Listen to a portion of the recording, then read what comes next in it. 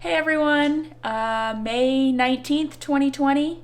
Waddy and I just got back up to Bend, Oregon after a pretty long stint training down in Tucson, Arizona all winter. And my partner, Wahoo Fitness, has asked me to share my top training tips for training on the bike while inside. So I already did my morning run. I've got a bike session later on to do, but I figured I would take the free time I have right now to just share some of my top tips for training on the bike inside.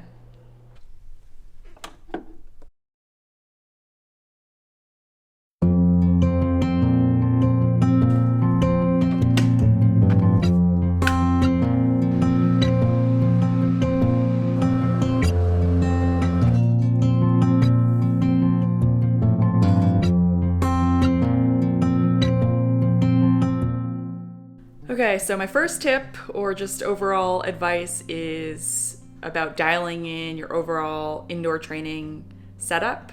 So I'm lucky enough to have the support of Wahoo Fitness, so I have the entire Wahoo ecosystem. This includes the Wahoo Kicker. I've got the Kicker Headwind, the Kicker Climb.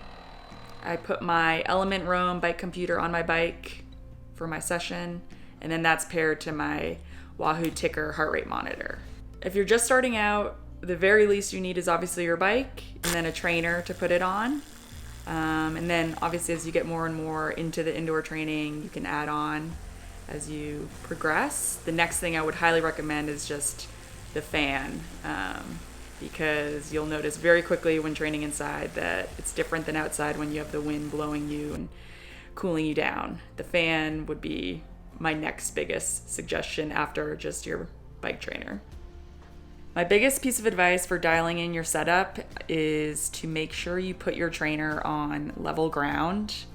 The worst thing is to get on to start a huge workout and you're leaning to one side or the other, or the trainer's rocking back and forth. So most trainers like the Wahoo Kicker have adjustable legs, so you can make sure that you're level and it's steady. You're not going to be rocking back and forth once you get into your efforts.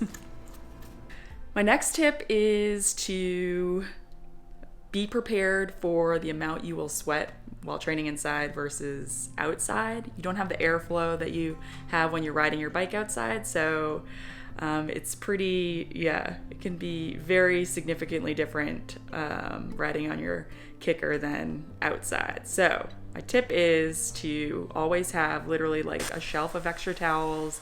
I bring out extra clothes to change into, like extra base layers or lighter clothing. That's another tip. Make sure it's like obviously not long sleeve or heavy, but just extra clothes you can change into while you're literally still on the trainer. Once again, similar to my last tip where if your trainer's rocking back and forth, you hate getting off in mid-session. Same thing with changing into drier clothes. Just have them right there next to you so that you can change while you're still on the trainer riding.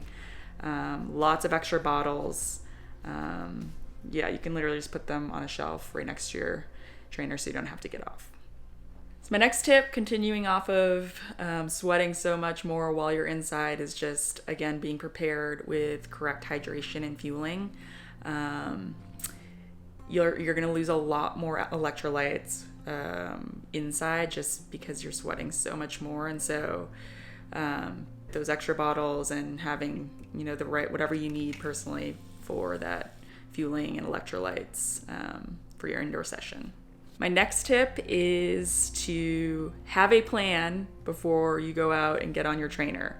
So by that, I just mean to have some sort of either training session or workout or specific online program or workout or whatever it is that you want to do that day or have scheduled that day or want to accomplish that day. Have a plan, because it is so easy to just be like, oh, I'm going to get on my trainer and get a workout in. You get out there and it can be super boring. You have no plan ahead of you. So even if all you have is a basic ride, I'm just going to ride for an hour, it's still awesome to have just something specific in there to do.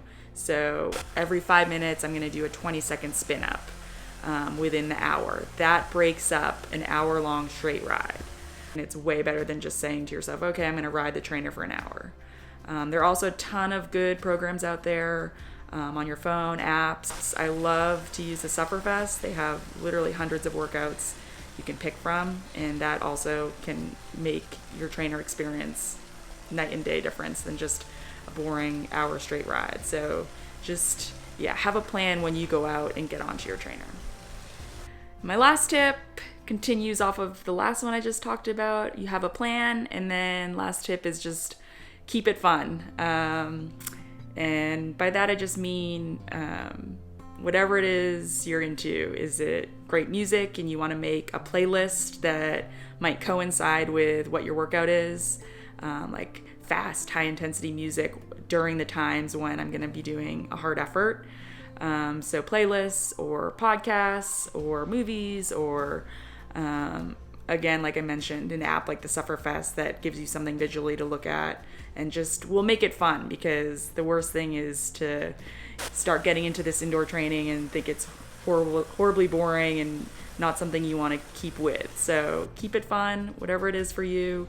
But playlists, highly recommend. Good music really gets you going, makes the workouts more fun. All right, that's all I got for you guys right now. I hope that helped. Thank you so much for tuning in, and get after that next training session you guys have.